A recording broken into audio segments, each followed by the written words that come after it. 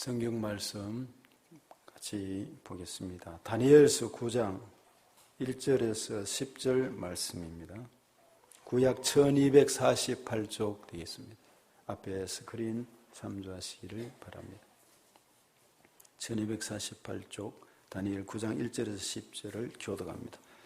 메대 족속 아하수에로의 아들 다리오가 갈대아 나라 왕으로 시험을 받던 첫 해 곧 그 통치원년에 나 다니엘이 책을 통해 여호와께서 말씀으로 선지자 예레미야에게 알려주신 그 연수를 깨달았나니 곧 예루살렘의 황폐함이 70년 만에 그치리라 하신 것입니다. 내가 금식하여며 벼옷을 입고 죄를 덮어쓰고 주 하나님께 기도하며 간구하기를 결심하고 내 하나님 여호와께 기도하며 자복하여 이르기를 크시고 두려워할 주 하나님 주를 사랑하고 주의 계명을 지키는 자를 위하여 언약을 지키시고 그에게 인자를 베푸시는 이시여 우리는 이미 범죄하여 패역하며 행악하며 반역하여 주의 법도와 규례를 떠나싸우며 우리가 또 선지자들에게 주의 이름으로 우리의 왕들과 우리의 고관과 조상들과 온 국민에게 말씀한 것을 듣지 아니하였나이다. 주여 공의는 주께로 돌아가고 수치는 우리 얼굴로 돌아오미 오늘과 같아서 유다 사람들과 예루살렘 거민들과 이스라엘이 가까운 곳에 있는 자들이나 먼 곳에 있는 자들이 다 주께서 쫓아내신 각국에서 수치를 당하였사오니 이는 그들이 주께 죄를 범하였음이니이다. 주여 수치가 우리에게 돌아오고 우리의 왕들과 우리의 고관과 조상들에게 돌아온 것은 우리가 주께 범죄하였습니다마는 주 우리 하나님께 긍휼과 용서하심이 있사오니 이는 우리가 주께 패역하심이오며 우리 하나님 여호와의 목소리를 듣지 아니하며 여호와께서 그의 종 선지자들에게 부탁하여 우리 앞에 세우신 율법을 행하지 아니하였음이니이다. 아멘.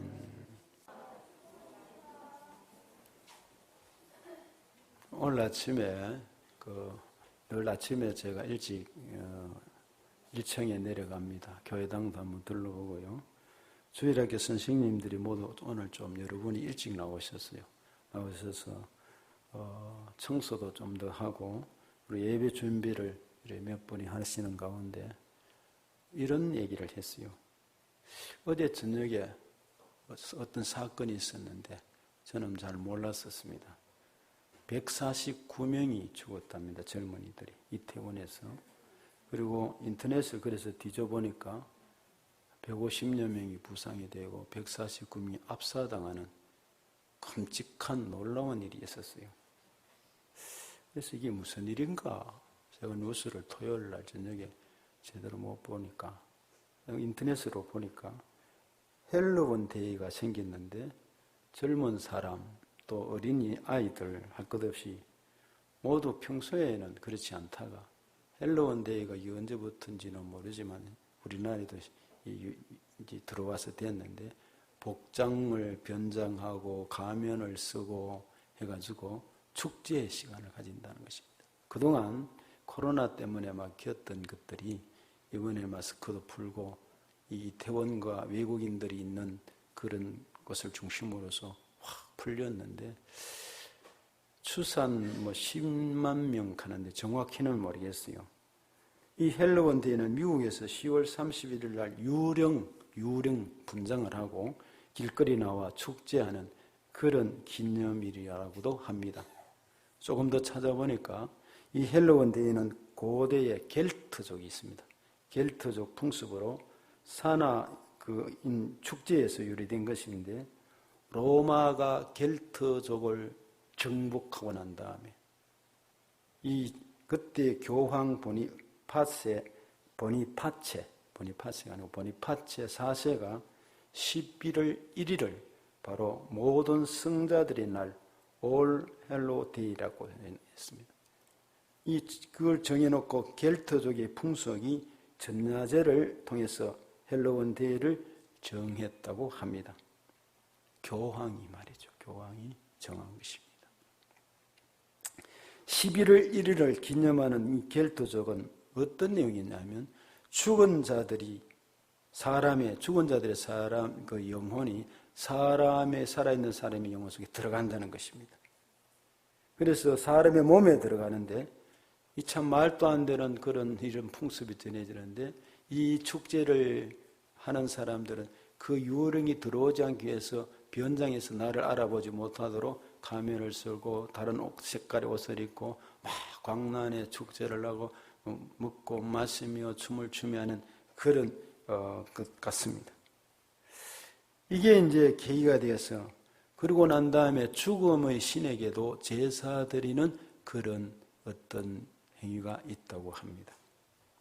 그래서 모든 상인의 날, 이 전야제를 뜻하는 것을 헬로운, 올 헬로원이라고 이렇게 줄여서 헬로운이라는 명칭이 만들어진 것이라고 합니다. 참 기가 막히고 참 가슴이 답답하고 어찌하겠는가.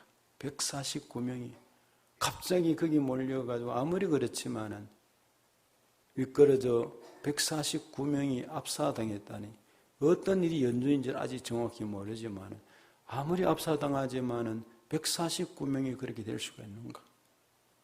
그리고 150여 명이 부상당해서 앞으로도 어떻게 될지 누수를 좀 지켜봐야 될 일입니다. 안타까운 일입니다. 기도해야 될 일입니다. 오늘은 종교개혁주일이기도 합니다. 10월 마지막 주일은 종교개혁주일입니다. 1517년에 10월 31일 날 부패하고 타락한 로마 캐톨릭, 이 가톨릭 교회에 부패한 금권, 동전 하나가 딱 떨어질 때 헌금할 때 그 영혼이 저 나고로 천당으로 간다는 그런 말도 안 되는 일들과 그 성전을 잘 짓기 위해서, 베드로 성전 잘 짓기 위해서 엄청난 돈이 필요했는데 이렇게 속여가지고 그렇게 지었던 이런 부패했던 때입니다. 루터가 95개 조항의 반박문을 붙이면서 개혁의 기치를 높이 들었던 날이 바로 종교개혁주 10월 31일입니다. 이 종교개혁주일이 되면 재확인하는 5가지가 있습니다. 먼저 첫째는 루터가 종교개혁을 시작하면서 주장한 3가지 강령이 있습니다. 첫째는 오직 성경으로, 솔라 스크립투라를 해서 오직 성경으로 진리를 판단하는 최종적 권위는 오직 성경이다. 그 말입니다. 두 번째는 오직 은혜, 솔라 그라티아라는 말입니다. 오직 은혜. 구원은 오직 은혜로 되는 것이지 사람의 선행이나 노력은 안 된다는 얘기입니다. 셋째입니다. 오직 믿음으로, 오직 믿음. 솔라 피데 하는 말입니다. 은혜는 오직 믿음으로 받는다는 내용입니다. 그 다음으로 칼빈, 즉 깔뱅이 2가지를 추가한 강령이 있습니다. 그걸 넷째로 잡으면 이렇습니다. 오직 그리스도, 솔루스 크리스투스, 오직 그리스도 외에는 구원이 없다는 말입니다.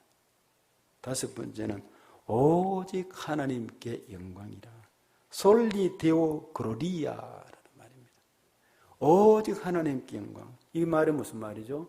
사도 바울의 인생의 목적이 먹든지 마시든지 무엇을 하든지 하나님의 영광을 위하여 하라는 말이잖아요. 그래서 오직 하나님께 영광 돌려야 된다는 것이 종교개혁의 핵심입니다. 오늘 종교개혁에 관한 것은 여기 종교개혁 설교 다 했다고 볼 수 있어요. 본문으로 돌아가서 오늘 다니엘서 9장 10장에는 다니엘의 21일 기도가 나오고 9장에서 이 배경 속에서 다니엘의 기도한 것이 나오고 6장에서도 다니엘이 기도한 내용이 나오고 1장, 2장에도 다니엘이 어려운 가운데서도 사드락, 메삭, 아벳느고와 같이 기도한 내용들이 나옵니다. 북이스라엘 호세아 왕시에 아수르에서 북쪽 이스라엘이 멸망당했습니다. 그것이 바로 주전 722년입니다. 하나님 그 죄악에 관영하니까 아수르라는 나라를 도구로 사용해서 쳤습니다. 그래서 북쪽 이스라엘이 먼저 망했습니다. 그리고 남쪽은 유다라 그럽니다. 북쪽은 이스라엘, 우리가 저 북한, 평양, 남쪽 예를 들면 우리는 남한 서울이 있잖아요. 북쪽 이스라엘의 수도는 사마리아로 잡고 남쪽 유다는 베들레헴으로 수도로 잡았어요. 이런 가운데 있었는데 남쪽 유다의 시드기야 왕 때, 시들시들했던 시드기야 왕 때입니다. 주전 587년에 바벨론이라는 신흥 제국이 확 일어나더니만 이걸 도구로 사용했어요. 이 나라를 도구로 해서 유다를 쳤습니다. 이스라엘을 쳤습니다. 그래서 멸망을 주전 587년에 당했습니다. 그때에 등장해서 역사의 주체가 된 인물이 다니엘 또 에스겔입니다. 북쪽은 이사야가 중심이 됩니다. 에레미야의 선지자도 물론 남은 눈물의 선지자가 있었습니다. 타락한 남유다를 심판하기 위해서 하나님께서는 바벨론을 들어서셨습니다. 그러나 바벨론은 또 스스로 교만해졌어요. 느부갓네살이 어느 날 이 자기가 있는 성을 바라보면서 이 성이 말이야 다 내가 이렇게 만들었어. 이 성이 하면서 자기가 스스로 자기를 높여가지고 참 이렇게 했는데 이때는 벌써 다니엘이나 15, 6세, 4, 5, 6세, 16세에 붙들려가는 이때 자기의 교만이 높아질 때 그날 밤에 하나님이 느부갓네살을 짐승처럼 만들었어요. 완전히 정신을 잃어버려가지고 기어다니면서 자기 주체를 못하고 완전히 짐승처럼 되어서 후에 하나님이 회복시켜 주셨지만 교만은 패망의 선봉입니다. 우리가 이 땅에 살아가는 동안에 하나님이 이스라엘을 칠 때 북쪽을 칠 때 아수르는 도구로 사용했지 아수르가 잘해서 된 게 아닙니다. 하나님의 섭리 속에 남쪽 유다도 쓸 때 바벨론을 쓸 때 그 바벨론이 도구로 사용되었지 이스라엘을 정신 차리게 하기 위해서. 여러분이 고난당할 때 어려움이 주어지는 것은 우리를 하나님이 붙드시고 사랑하시고 바른 길 가게 하기 위한 것입니다. 다만 우리는 교만하면 안 됩니다. 아수르나 또 바벨론처럼 느부갓네살처럼 교만하면 우리는 안 됩니다. 그런 가운데에 이렇게 이제 되니까 바벨론을 들어섰었는데 바벨론이 교만해지니까 하나님 그냥 둘 수 없잖아요. 이 바벨론을. 그러니까 교만한 이 바벨론을 주전 539년에 바사의 고레스라는 왕이 일어나가지고 메대 바사군에 의해서 바벨론은 역사의 무대에서 완전히 사라져 버립니다. 강성했던 바벨론이 사라집니다. 그러므로 하나님 역사를 주관하시는 분입니다. 흥망성쇠를 주관하시는 분이 여호와 하나님이심을 믿으시기를 바랍니다. 사라졌어요. 그 이후에 메대의 다리오가 갈대아 왕이 되었습니다. 이때 다니엘은 무엇을 했느냐? 이제 한번 보세요. 붙잡혀 가서 바벨론의 느부갓네살 휘하에서 거기에서 총리직을 했지요. 그리고 바사 또 메대 바사 이르기까지 다리오에 이르기까지 총리직을 계속했어요. 워낙 영성이 출중하고 정직하고 깨끗하고 참 귀한 인재가 되니까 버릴 수가 없잖아요.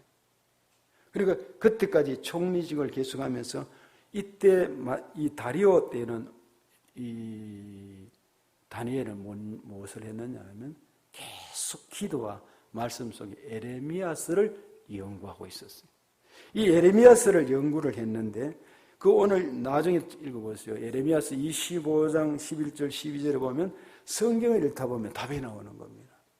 이제 우리는 구약에서 설교할 때 미리 이 답들을 다 이야기했지만은 어떤 내용이냐면은 에레미야서 25장에 보니까 다니엘이 놀라운 것을 그 서쪽에서 발견한 것입니다. 70년이 차면 바빌론 포로에서 이 백성들의 나라가 망하고 성전도 다 파괴되었지만은 회복되어 돌아가서 나라가 세워진다는 것이 그게 기록된 것입니다. 할렐루야 합니다. 깜짝 놀랐죠. 이야, 하나님이 약속이 되어 있구나. 에레미야가 스에 기록된 것을 이 다니엘이 깨달았단 말이죠. 깨닫게 되니까 이때에 이제 다니엘이 이 연수가 어떻게 되면 70년 만에 회복이 된다고 하셨는데 에레미야서에는 이때가 67년에서 8년 사이입니다. 그러니까 주전 538년 됩니다. 다니엘은 이 기간 동안에 자신의 동족을 위해서 이제 어떻게 했냐면 금식하며 기도하기를 시작했습니다. 집중적으로 기도했던 것입니다. 나를 위해서 기도한 것입니다. 오늘 우리는 날에 여러 가지 어려움이 주어질 때 손가락질하고 질책하는 분이 많은데 정말 귀한 분들은 은밀한 곳에서 성전에서 가정에서 나를 위해서 기도합니다. 얼마 전에 돌아가신 그 목사님이 얘기도 있었잖아요. 반야월에 안전하서나 나라 위해서 기도하는 아버지의 모습을 아들이 보고 그 녹음된 걸 봤잖아요. 막 떠든다고만 다 해결되는 게 아니라 하나님의 손길이 움직여지면 통일이 주 안에 있습니다. 그래서 김진홍 목사님은 기도하면서 자기 당대에 가서 개마고원 쪽인가 거기에 들의 수도원도 짓겠다는 그런 꿈을 가지는 그분의 꿈이고 될지 안 될지는 믿음을 가지고 있으면 하나님 어떻게 하든지 그 역사를 후에 누구랑 이루겠죠. 목사님 시절에도 이룰 수 있고 통일은 회복은 하나님이 장중에 있습니다. 특별한 사람이 내가 고함 친다고 되는 건 아닌 줄 압니다. 이렇게 집중적으로 기도하는데 다니엘의 기도, 응답받는 기도, 합당한 기도가 어떻게 돌아가느냐. 오늘 본면의 배경을 잠깐 보면은 기도의 때에 오늘 다리오가 갈대아 왕으로 시험받던 원년이라 그랬습니다. 9장 1절에 되어 있죠. 메대 족속 아하스웨로의 아들 다리오가 갈대아 나라 왕으로 시험을 받던 첫 해 원년입니다. 원때 첫 해에 기도의 때가 바로 다리오가 세워질 때입니다. 다리오 왕 원년은 여기에 다리오는 에스더에 나오는 아하스웨로가 아닙니다. 아하스웨로가 아니고 바로 본문의 다리오는 벨사살 왕 있죠. 벨사살의 교만했습니다. 성전에서 뺏어간 느부갓네살이 뺏어갔던 것이 다 그 기명들 금원으로 만들어진 걸 모아놓은 것이 있었어요. 그런데 이 벨사살의 교만해가 그 아들이 말이죠. 그걸 가져오느라 하고 귀인들 1천여 명인가 되는 사람들 앞에서 술을 부어서 먹으라 마시라 하면서 막 그러고 있는데 벽 중에서 글씨가 손가락이 나타나요. 사람이 아니에요. 손가락 큰 손가락이 나타나서 메네 대겔 우바르시 내가 너를 저울에 딱 달아보니까 무게가 안 된다. 너는 가볍다. 너는 끝났다 말이야. 네가 왕이라고 네가 뭐 그런 무게가 아니다. 그날 밤에 죽습니다. 메네 대겔 우바르시 우리 하나님 앞에 그리스도인의 값이 있어야 됩니다. 교만하면 안 된단 말입니다.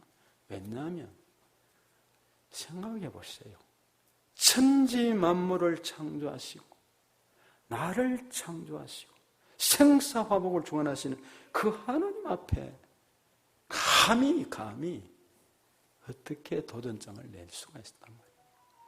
그분의 은혜의 말씀을 그분의 사랑을 받아들이며 살아가는 것이 우리 그리스도인의 은혜요. 그야 감사할 밖에 없습니다. 그래서 이렇게 이때에 바빌론을 함락시킨 메대 사람 다리오인데 기억할 것이 있습니다.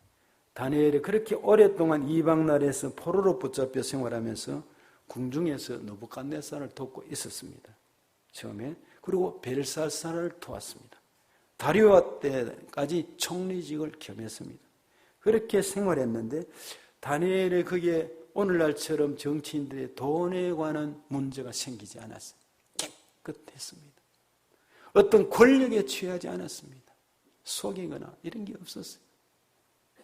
오직 기도와 말씀, 하나님의 말씀을 중심으로 살았던 다니엘입니다. 그리고 하나님의 때를 위해서 에레미야서 25장을 통해서 서책을 통해서 이 70년의 비밀을 깨닫게 되니까 금식하며 이제 기도의 단계로 들어가게 된 것입니다. 에레미야서를 연구하다 보니까 이런 것들을 알게 됐어요.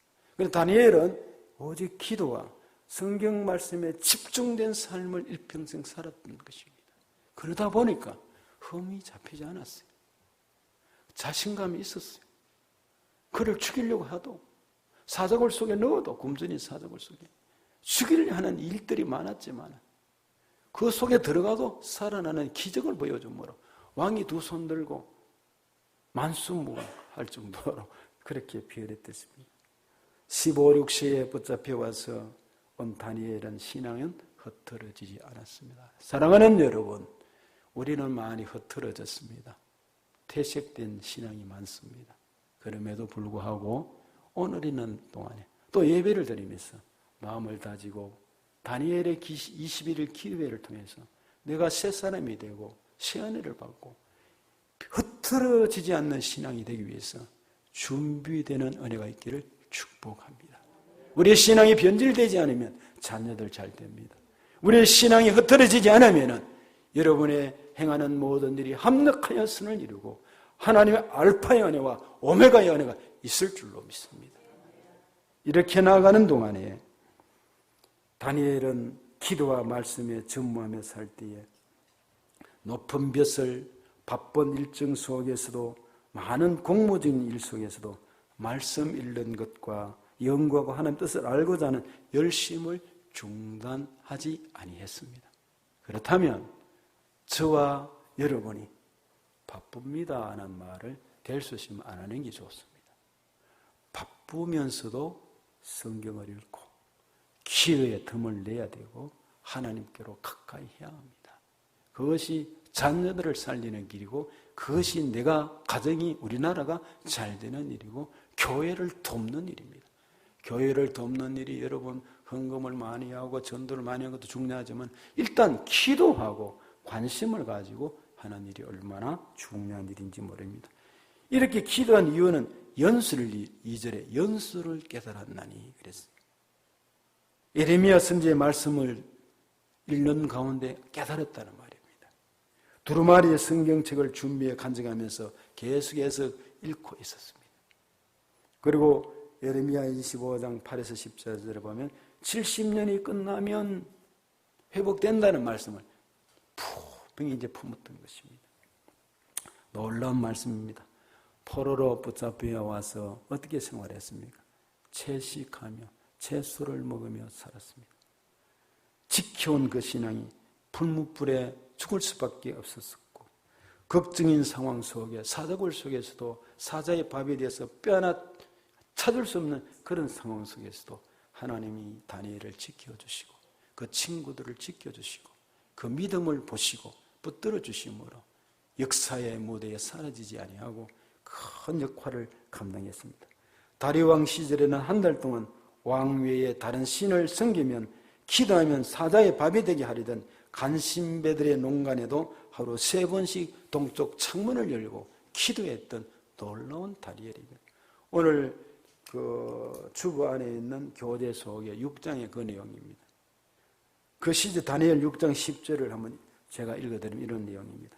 도장이 찍힌 것을 알고도 왕의 도장, 다리오 왕의 도장이 찍힌 것을 알고도 자기 집에 돌아가서는 윗방에 올라가 예루살렘으로 향한 창문을 열고 전에 하던 대로 하루 3번씩 무릎을 꿇고 기도하며 그의 하나님께 감사했더라.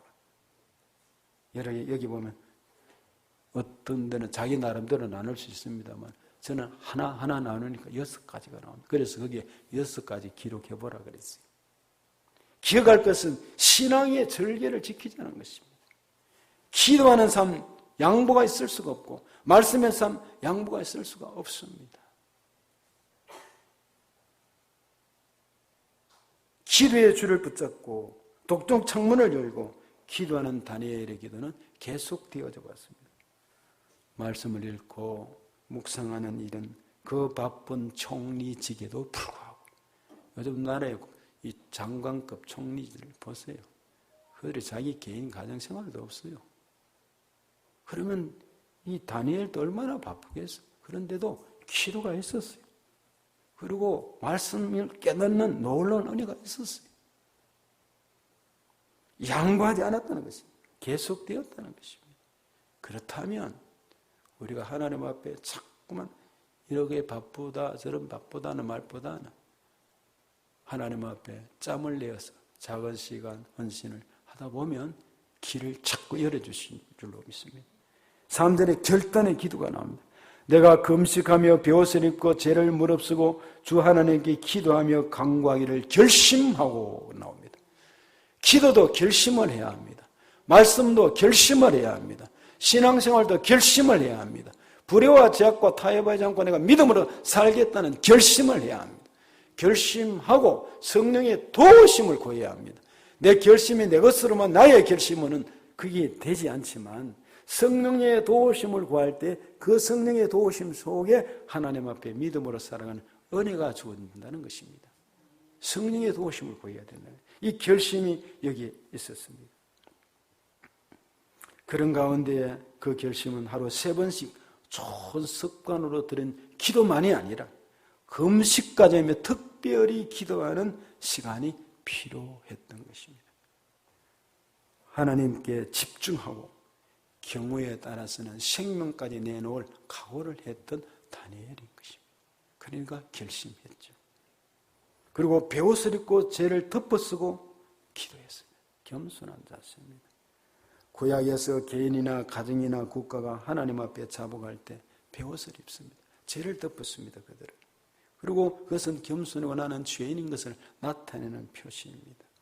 시편 103편 14절에 이는 그가 우리의 체질을 아시며 이 체질을 아신다는 말씀은 너희들은 티끌이고 먼지다는 걸 안다는 말이에요. 티끌 먼지가 뭘 할 수 있겠어요? 그 체질을 아신다는 것입니다.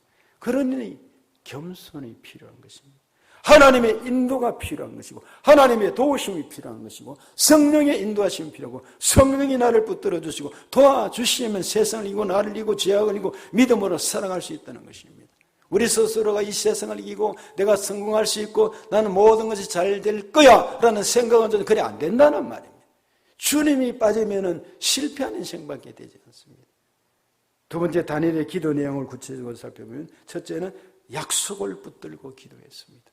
4절에 보면 네 하나님 여호와께 기도하며 자복하여 이르기를 크시고 두려워할 주 하나님 주를 사랑하고 주의 계명을 지키는 자를 위하여 언약을 지키시고 언약이란 말이 나옵니다. 약속, 언약, 말씀 그의 인자를 베푸시는 자시요 말씀을 털어놓고 마음을 털어놓고 기도를 하는 내용을 공동번역에는 기억하고 있습니다.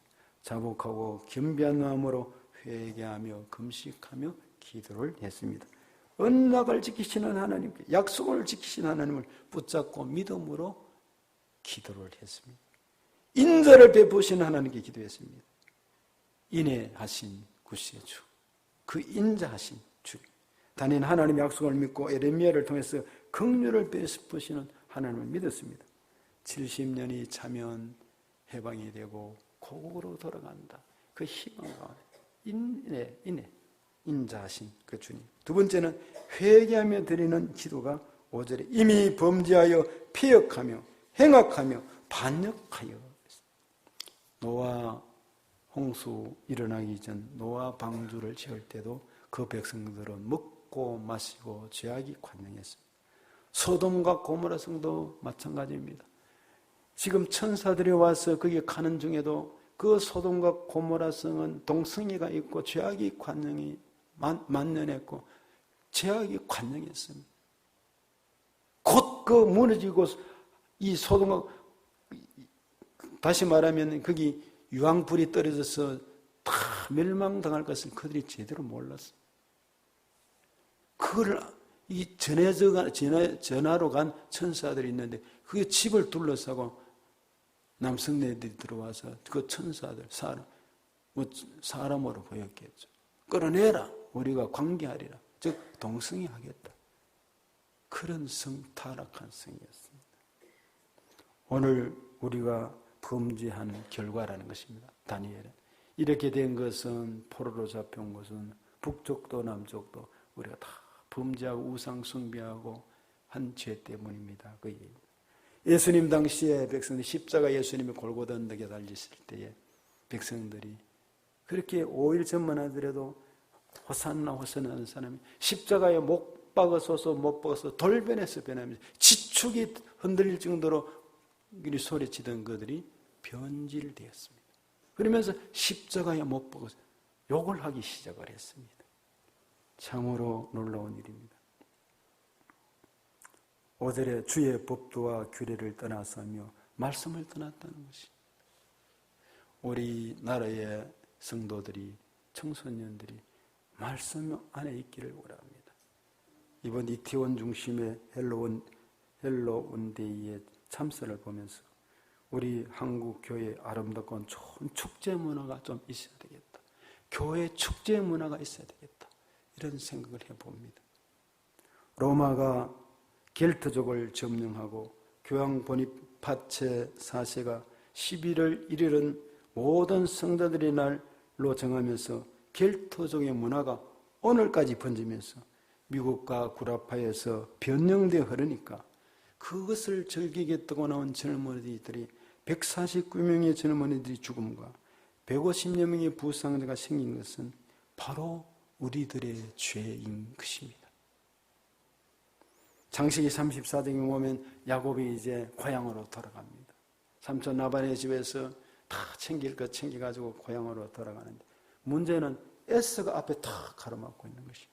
그래서 약복 강가에서 밤이 맞도록 기도하는데 이 환도뼈가 부러지기까지 쩔뚝쩔뚝거리면서 응답을 받았는데 에스를 만나니까 에스가 마음이 변했어요. 기도했으니까.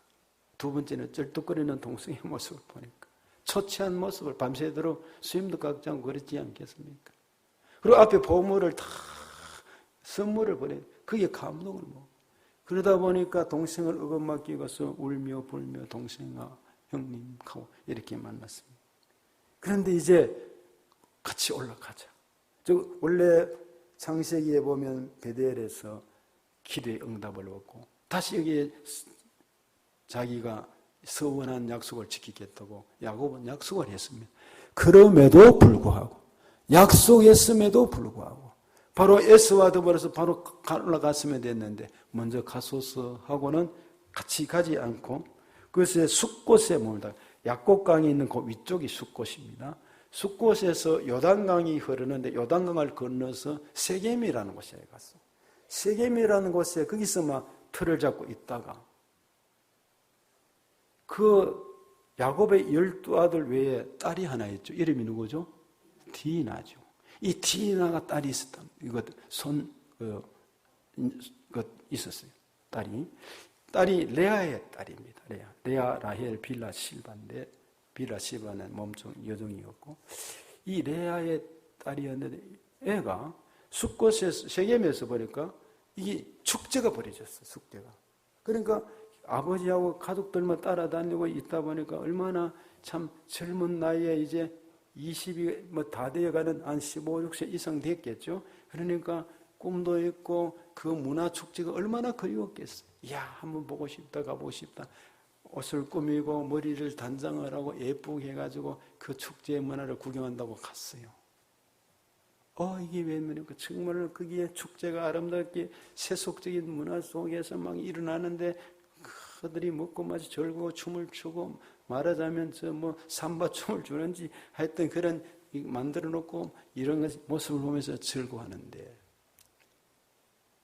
거기에 세겜 성에 바로 추장이 이 디나를 강간한 것입니다. 강간했는데 추장 하몰의 아들 세겜이 세겜성의 추장의 하몰 아들 세겜이 디나를 강간했어요. 야단났지 않습니까? 디나가 인생을 망쳐버린 것입니다. 집에 와서 이야기하니까 그때 형제들은 다 그 양치기하러 당하고 가만히 있어라.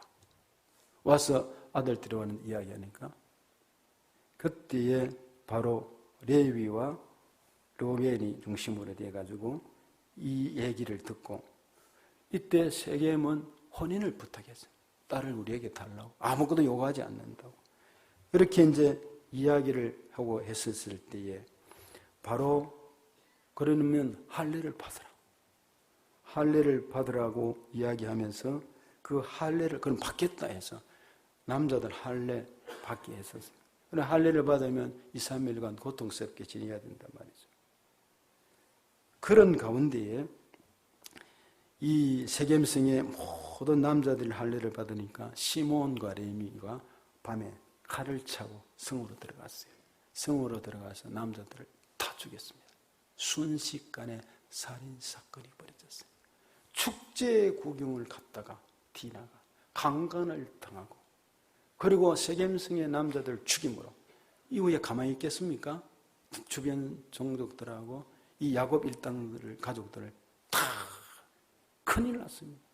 급히 보따리를 싸서 다시금 이제 베델 쪽으로 도망쳐 오는 것입니다. 디나의 어려움이 주어졌어요. 여러분, 참으로 엄청난 살인사건이 창세기 33장에서 34장에 일어납니다. 회개하며 기도하며 정신을 차려야 할 때입니다. 다니엘 기도는 필요를 위한 간구를 드렸습니다. 기도 중간에 간구라는 내용이 나옵니다.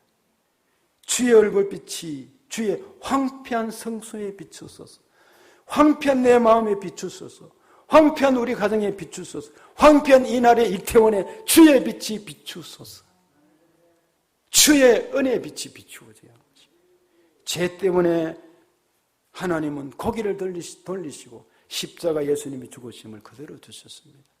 우리의 죄 때문에 우리는 탕자가 아버지께로 돌아가듯이 하나님께로 돌아가야 합니다. 이것이 이스라엘의 회복인 것입니다.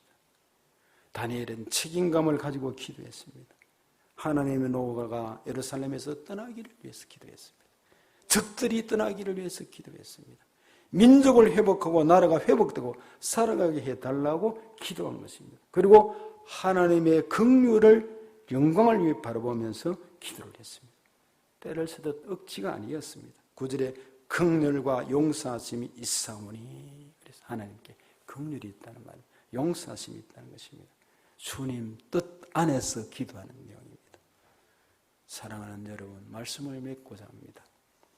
이 다니엘의 기도는 하나님 앞에 역사의 의식을 가지고 서책의 비밀을 깨닫고 그 백성들의 죄를 깨닫고 결심하고 금식하며 하나님 앞에 청렴하게 살아왔던 다니엘이 정말 나라와 민족을 위해서 기도했었습니다. 혼자만 아니었습니다.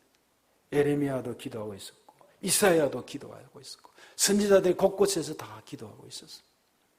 깨어있는 백성들이 기도하고 있었습니다. 다니엘 물론 중심이 되어서 여기에 정말 큰 압박감으로 하나님 앞에 깨달았으니까 기도하고 있었습니다. 우리는 다니엘 기도회를 앞두면서 이런 생각을 마치며 봅니다. 이번에 일어난 사건들과 등등 보니까 이 시대를 바라보며 우리의 자녀들, 다른 세대가 일어나면 안 돼요. 다른 세대가 일어나면 안 됩니다. 다음 세대가 일어나야 합니다. 다른 세대는 하나님을 떠났고 하나님이 없는 백성이 다른 세대인 것입니다. 가정과 자녀를 위해서 기도에 동참해야 합니다.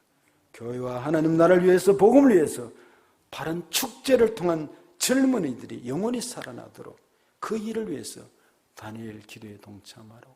교회의 아름다운 문화가, 기독교 문화가, 축제가 교회 안에서 얼마든지 행해지고, 이런 다니엘 기도회 때 찬양팀들 보면 그 영혼의 깊은 스피릿, 영적인 은혜가 충만하게 그 모인 젊은이들 보면 얼마나 감격스럽게 찬양하는지 모르지 않습니까? 우리들도 이 영적 축제, 하나님의 은혜의 축제에 들어가는 은혜가, 기도가 있어야 될 줄로 믿습니다. 같이 찬송 부르고 기도하겠습니다.